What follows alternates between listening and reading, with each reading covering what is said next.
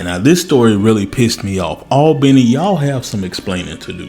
Have you ever found out something that was so devastating to you couldn't even drive, so you had to pull over on the side of the road? Not something devastating or life-threatening. It's just one of those moments that make you stare at the wall like everything I thought I knew was a lie. Well, that's exactly how I felt when I started researching Ray Charles. Now, before anybody gets upset, let me be the first to say Ray Charles is a legend, one of the greatest musicians to ever walk this earth. This is not a Ray Charles slander video. This is an Albany history video. And this Albany history moment got me feeling like somebody left some pages out. Like most people from Albany, I grew up hearing that Ray Charles was from Albany, not born in Albany, from Albany. They made it seem like young Ray Charles was running through these streets, of course, before the obvious happened.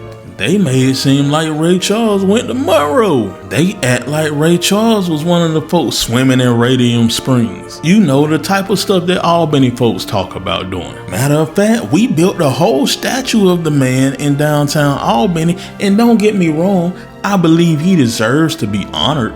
But the more I dug into this story, I started wondering, what exactly are we honoring about Ray Charles? Because if we are claiming Ray Charles as our own, Albany grown, we might be stretching the truth a little bit. Y'all know how us folks in Albany get. Like, if you live in Putney, you can't claim Albany. If you live in Lee County, you ain't claiming Albany. If you ain't living in these Albany city limits, you cannot claim Albany. So imagine my surprise when us Albanians adopted a Florida man by the name of Ray Charles Robinson. Yes, that's right, I said it. Ray Charles is a Florida man. Maybe the most talented Florida man to ever come out of Florida.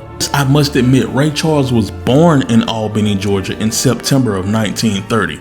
But hold on, when you take a look at why he was born in Albany and how long he actually lived here, the story starts to look a little bit different. And honestly, it's quite heartbreaking. You see, his mama, Aretha Robinson, did not come to Albany because she was looking for a new home. You see, she came to Albany because she was running from a tragedy that happened in the city that she was living in. Her mama passed away when she was young and her daddy couldn't keep her, so she started living with this family in Greenville, Florida. They adopted her and took her in, and she actually took their last name.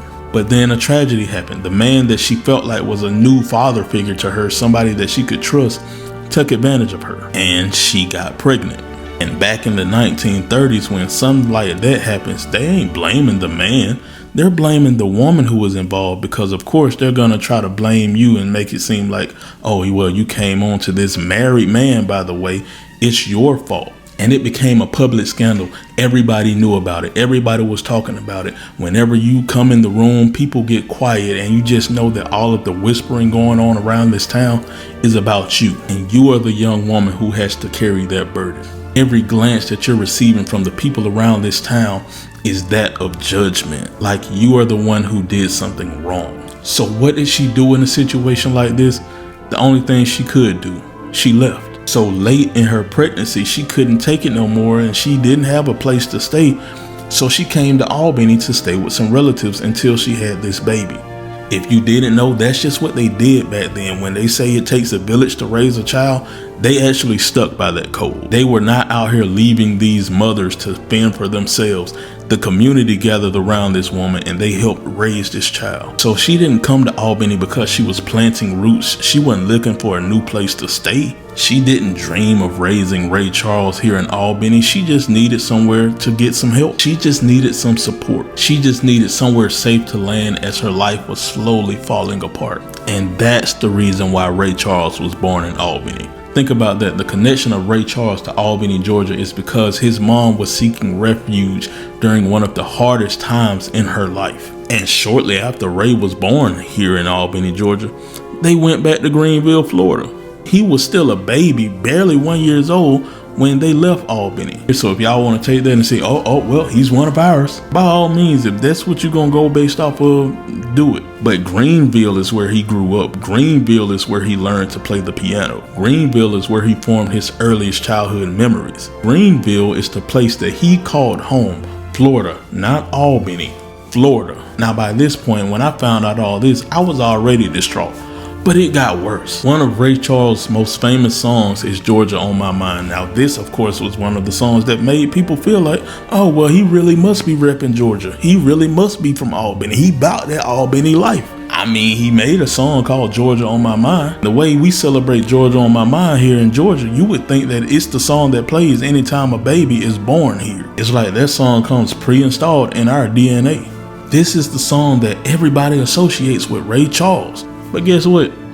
He ain't write it. Yeah, I know. Go ahead, sit down, take your sip of water. We gonna work through this. But that song was actually written by someone decades earlier. Ray simply recorded his rendition of this song and made it famous. And the part that makes me laugh is Ray wasn't even gonna make this song. He was just humming the tune to the song while he was riding the taxi. And the taxi driver was like, maybe you should make your own version of this song. And when he did, boom, it blew up. That's right, I said a taxi driver. Imagine you was Ubering and you pick up Drake and you tell him about a special little moment in your life. Then a couple months later, he makes a hit song about it. Like, if I was you, I'm finna be heated. Especially if he don't be like, thank you to the random Uber driver who gave me the idea for this song. This man suggested one song and it became a masterpiece. But the deeper I dug into Ray Charles' story, the more I realized something. The story isn't really about Ray. It's about us. People just love claiming greatness.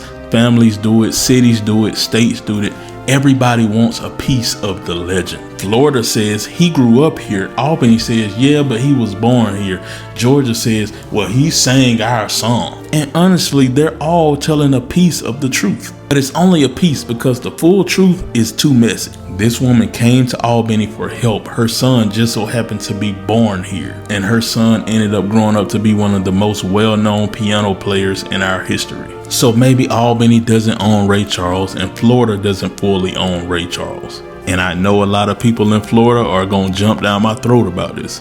But maybe the real lesson is that greatness does not belong to just one place. I'm going to tell you this. The next time somebody say Ray Charles was from Albany, I'm going to be like, hold on, slow your roll now. That man was a Florida resident, and for once, the paperwork actually backs it up.